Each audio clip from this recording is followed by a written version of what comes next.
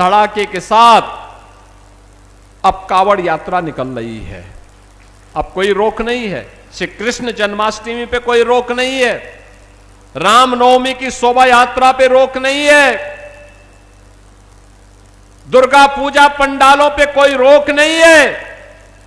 धूम धड़ाके के साथ ये सभी कार्यक्रम हो रहे हैं। अब बेटी और व्यापारी की सुरक्षा में कोई सेंध नहीं लगा सकता और हमारा अन्नदाता किसान अपने खेत में जाने से अब डरता नहीं है। यह वह तस्वीर है जो आज के नए दौर में हम सबको देखने को मिल रहा है। कोई सोचता था बिजनौर में इतना विकास होगा और बिजनौर इस तेजी के साथ विकास के पथ पर अग्रसर होगा, लेकिन आज ये साकार हुआ है।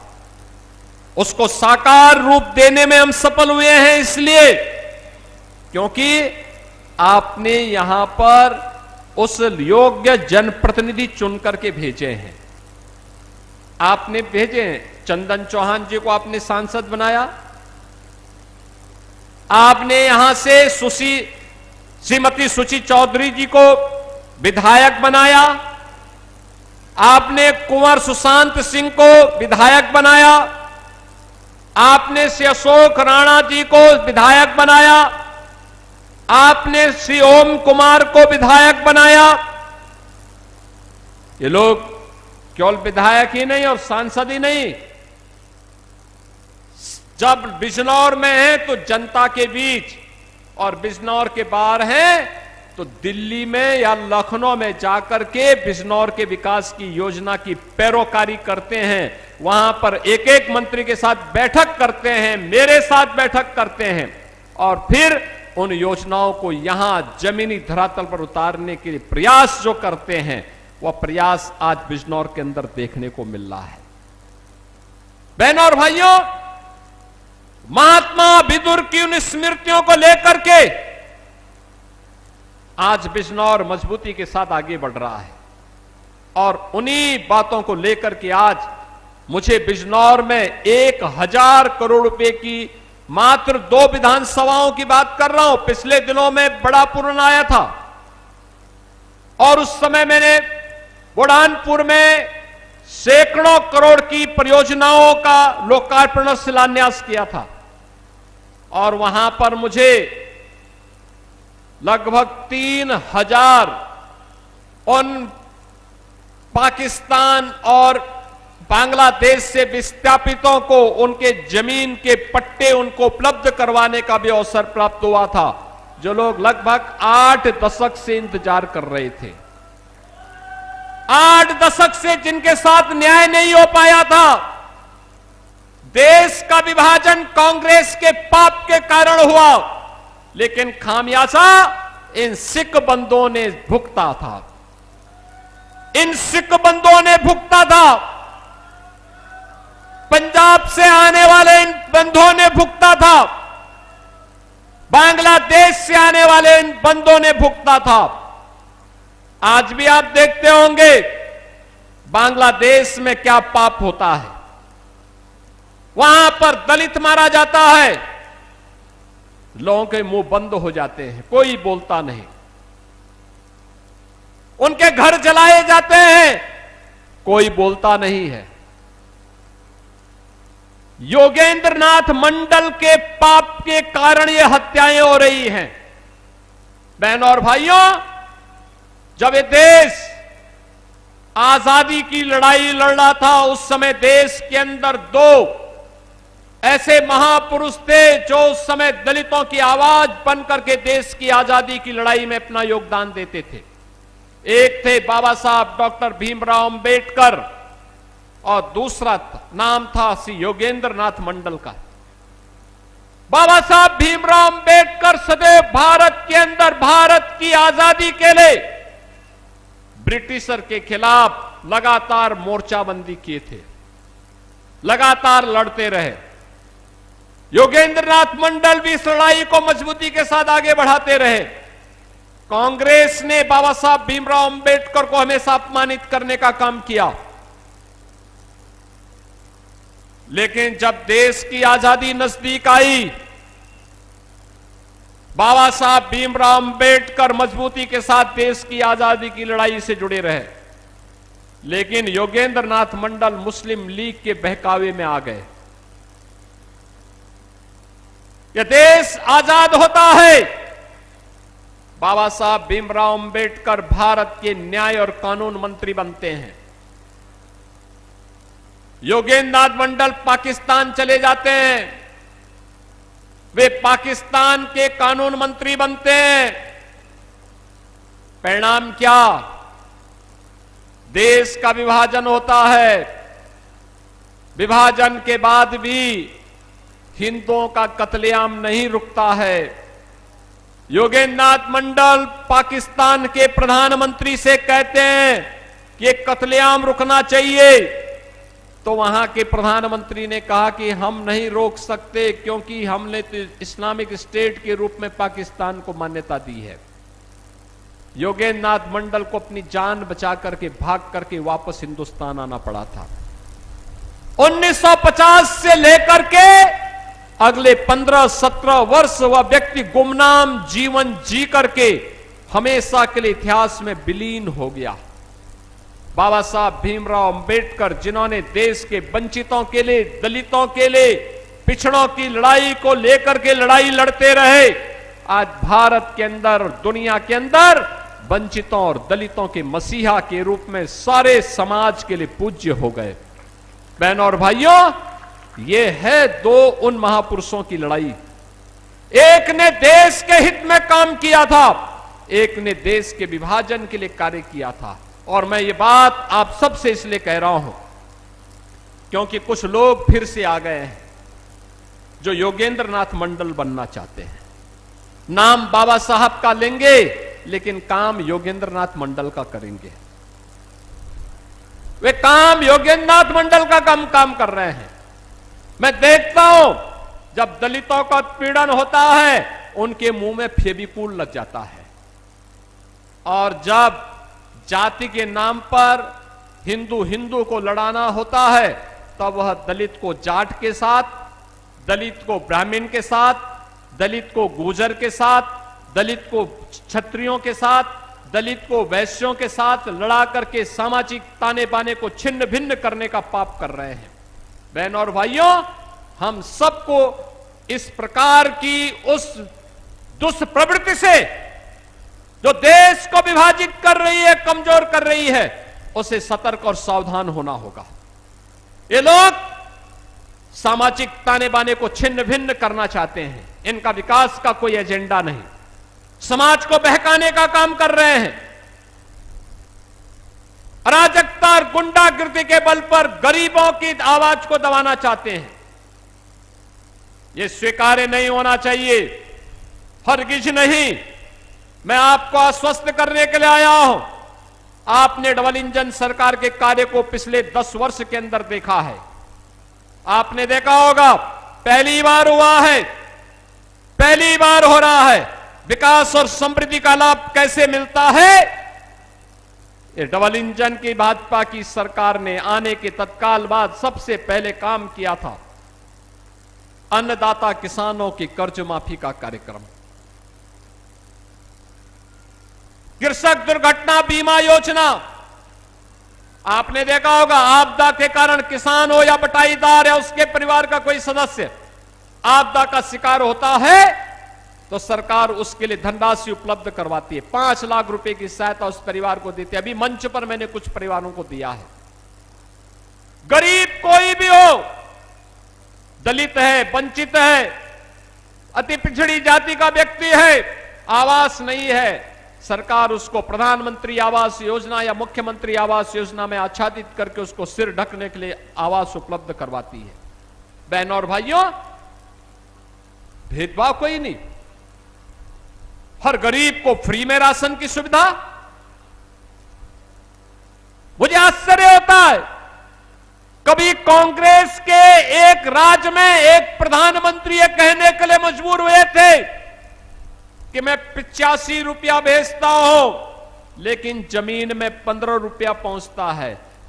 100 रुपया भेजता हूं, जमीन में 15 रुपया पहुंचता है। 85 रुपया कौन खा जाता था? 85 रुपया खाने वाले यही लोग हैं जो आज सपा और कांग्रेस के रूप में आपको दिखाई दे रहे हैं। ये पैसा किसी युवा की छात्रवृत्ति का पैसा था, किसी गरीब के राशन का पैसा था, किसी गरीब के लिए आवास का पैसा था, किसी वृद्धजन के लिए, किसी निराश्रित महिला के लिए और किसी दिव्यांग जन के पैसा, उनकी पेंशन का पैसा था। यह पैसा किसी अन्नदाता किसान का था, यह पैसा किसी गरीब का था, लेकिन इसको डकारने का काम ये लोग कर जाते थे, इसलिए पैसा आप तक नहीं पहुंचता था। आज आप देखते होंगे डीबीटी के माध्यम से एक क्लिक किया, प्रदेश के 3 करोड़ 26 लाख अन्नदाता किसान के खाते में प्रधानमंत्री किसान सम्मान निधि का लाभ पहुंचता है। एक बार बटन दबाते हैं लखनऊ में, पैसा सीधे एक साथ 1 करोड़ 6 लाख दिव्यांगजनों, निराश्रित महिलाओं और वृद्धजनों के खाते में पेंशन का पैसा उनके खाते में जाता है। आज राशन की सुविधा का लाभ लखनऊ में बैठे बैठे, स्क्रीन में बैठे बैठे हम देख सकते हैं कौन सी फेयर प्राइस शॉप से राशन दिया जा रहा है। अगर कहीं कोई गड़बड़ कर रहा है तो लखनऊ में हमारी स्क्रीन अलर्ट कर देती है कि फलानी जगह फलानी दुकान में घटतोली हो रही है, वहां पर इस प्रकार का कार्य हो रहा है, और तत्काल छापेमारी करके हम गिरफ्तारी कर लेते हैं। बहनों और भाइयों, कार्य करने की इच्छा शक्ति होती है तब कार्य होता है। आप मुझे बताओ, जो लोग बिजनौर ही नहीं आना चाहते थे, बिजनौर को अपशकुन मानते थे, अपशकुन इसलिए मानते थे क्योंकि बबुआ तो 12 बजे सो करके उठते थे, 12 बजे सो करके उठते थे, 2 बजे तक तैयार होते थे, फिर कुछ खा पी करके फिर उनके जिम जाने का समय हो जाता था, फिर उनकी अपनी मंडली बैठ जाती थी। तो जनता से मिलने की फुर्सत कहां थी? जनता से मिलने के लिए समय पे जगना होगा, जनता के बीच में जाना होगा, उनकी समस्याओं को सुनना होगा, जनप्रतिनिधियों से संवाद बनाना होगा, और इस प्रकार के कार्यक्रमों के साथ आकर के अपने अपशकुन का दोषी बिजनौर जैसी पवित्र धरती पर नहीं थोपना होगा, तब जाकर के परिवर्तन होगा। बहनों और भाइयों, आज मैं आपको आश्वस्त करने के लिए आया हूं। अभी यहां पे श्रीमती सुची चौधरी जी कह रही थी फलाने फ्लाईओवर को बनाना है, हमने तो प्रस्ताव मांग दिया है, वो प्रस्ताव दे दें, तत्काल कार्य हम लोग उस पर प्रारंभ करवाने जा रहे हैं, कोई समस्या नहीं। आज विकास के लिए पैसे की कोई कमी नहीं, कोई कमी नहीं। और मैं तो बोलता हूं सभी जनप्रतिनिधियों से, मैं तो बैठक लेने के लिए स्वयं आया था, मैंने मुरादाबाद में भी इस मंडल की बैठक ली, और मैंने कहा भी जो रोड बननी है, जहां जहां पुल बनने हैं, जहां जहां फ्लाईओवर बनना है, प्रस्ताव लाओ। एकदम जनप्रतिनिधि के प्रस्ताव पे सारे कार्य स्वीकृत होंगे। एक एक गांव को कनेक्टिविटी देंगे, एक एक अन्नदाता किसान के चेहरे पर खुशहाली लाएंगे, एक एक नौजवान को नौकरी देंगे। और मुझे बहुत अच्छा लगता है, बहुत अच्छा लगता है जब मैं अब नौकरी के लिए नियुक्ति पत्र वितरित करता हूं तो बिजनौर का नौजवान भी नौकरी पाता है। अंतिम कोने से जुड़ा हुआ व्यक्ति बिजनौर का, कोई नेटौर का है, कोई नजीमाबाद का है, कोई नूरपुर का है, कोई चांदपुर का है, कोई धामपुर का है, यानी अलग अलग जगह का नौजवान ये नौकरी पाता है। आज यहां पर स्वयं का उद्यम स्थापित कर रहे हैं नौजवान। हमारा किसान फिर से उद्यमी बन चुका है। यह यात्रा जब चलेगी तब इस यात्रा ने उत्तर प्रदेश को बीमारू राज्य से उभारा है। बहनों और भाइयों, मैं लखनऊ में बैठ करके केवल योजना बनाता तो यूपी बीमारूपन से दूर नहीं हो पाता। यूपी बॉटम 3 से आज टॉप 3 नहीं पहुंचता, और आपका बिजनौर भी बॉटम 3 से टॉप 3 में नहीं पहुंचता। ये टॉप 3 में पहुंचने के लिए संघर्ष है, सामर्थ्य है, आपके साथ मिलकर के समन्वय है और एक साथ मिलकर के विशुद्ध भाव के साथ आगे बढ़ने का कार्य है। और उस इच्छा शक्ति के साथ आज हम सब आपके पास आए हैं कि बहनों और भाइयों, विकास की इस प्रक्रिया को हमें मजबूती के साथ आगे बढ़ाना है, बिना रुके, बिना डिगे, बिना थके। ये यात्रा अनवरत रूप से आगे बढ़नी चाहिए और उसी यात्रा को आगे बढ़ाने के लिए आज हम सब आपके बीच में आए हैं 1000 करोड़ रुपए की इन परियोजनाओं के लोकार्पण और शिलान्यास के लिए, जिसमें आपके यहां हमने पहले भी कहा कि यहां पर बहनों और भाइयों गन्ना मूल्य का भुगतान, साथ साथ आजादी के बाद नजीमाबाद ब्लॉक का एक गांव पड़ता है हल्दू खाता। कौन भारतेंदु सिंह जी जानते होंगे हल्दू खाता? बहनों और भाइयों, हल्दू खाता में आजादी के 70 वर्षों के बाद भी बिजली नहीं आई थी। हमारी सरकार, जब डबल इंजन की सरकार आई, हमने वहां बिजली पहुंचाने का काम किया है। और अब मुझे बताते हुए प्रसन्नता है कि गंगा एक्सप्रेसवे की कनेक्टिविटी को हम मजबूत कर रहे हैं। गोरखपुर शामली एक्सप्रेसवे, गंगा बैराज पर पुल की तैयारी भी हमारी चल रही है। ये मजबूती के साथ आगे बढ़ने जा रहा है। यहां पर मोहम्मदपुर देवमल में मिनी स्टेडियम के निर्माण का कार्य किया जा चुका है। विकासखंड सियोहरा में मिनी स्टेडियम का निर्माण कार्य प्रारंभ किए जाने की तैयारी चल रही है। और इसके साथ ही याद करिए, जो बिजनौर पहले बदनाम था, आज 790 करोड़ की बेल्जियम की कंपनी अग्रिस्ट मासा का सीबीजी का प्लांट है, तो यहां पर 250 करोड़ का, री एनर्जी डायनेमिक्स का 198 करोड़ का और एनर्सल एलाइज का भी यहां पर निवेश आया है। यानी इतने बड़े पैमाने पे बड़े बड़े निवेश आज बिजनौर जनपद में आ रहे हैं। यहां पर विदुर प्रेरणा स्वदेशी ब्रांड, यहां पर आज यहां की एक मजबूत पहचान बन रही है। और उस पहचान को आगे बढ़ाने के लिए सरकार ने जो कदम और आगे बढ़ाए हैं, यहां पे मेडिकल कॉलेज का निर्माण पहले ही हो चुका है। यहां पे नर्सिंग कॉलेज और छात्रावास का भी आज लोकार्पण का कार्यक्रम उसके साथ ही किया जा रहा है। ग्राम रावली स्थित कर्ण ऋषि आश्रम पर पर्यटन विकास का कार्य भी आज पूरा हो गया है। राजकीय महिला आईटीआई जहांगीरपुर, मंडारा, ज्ञानपुर, जलीलपुर, चांदपुर का भी लोकार्पण का कार्य किया जा रहा है। विकासखंड मोहम्मदपुर देवमल में police line Bijnor transit hostel का लोकार्पण, गंगा नदी पर निर्मित चौधरी चरण सिंह मध्य गंगा बैराज के बाएं अपलक्ष बंद पर पुनरुद्धार एवं सुरक्षात्मक कार्यों का लोकार्पण भी हो रहा है। पानीपत खटीमा मार्ग पर 2 लेन में चौड़ीकरण सुदृढ़ीकरण के कार्य का, महात्मा विदुर मार्ग एवं बिजनौर मवाना मेरठ मार्ग के चौड़ीकरण सुदृढ़ीकरण के कार्य का और अमृत 2 के अंतर्गत मंडावर नगर पंचायत के पुनर्गठन पेयजल योजना का लोकार्पण का कार्यक्रम भी आज यहां पे संपन्न हो रहा है।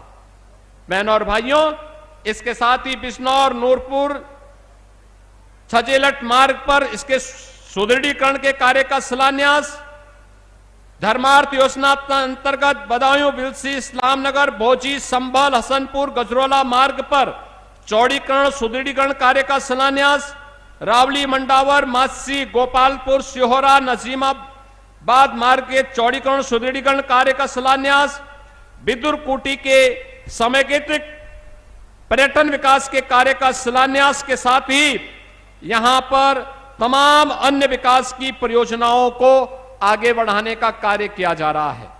ये जो योजनाएं आज आई हैं, मैं बिजनौर विधानसभा और चांदपुर विधानसभा की जनता जनार्दन को इसकी बधाई देता हूं।